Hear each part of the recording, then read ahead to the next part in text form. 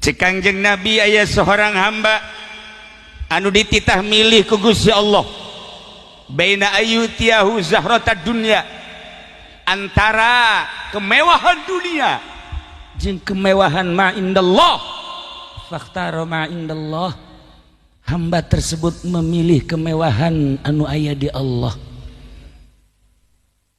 Teu pernah sebersit tai kuku acan Kangjeng Nabi mencintai kemewahan dunia. Teu pernah sagede sireum acan Kangjeng Nabi resep kana dunia. Menganggap dunia teh bangke. Pernah sahabatna ditanya, itu naon? Bangke tuan. Nu bogana resepen teu kana bangke, nu mantak dipicen ge tersepen.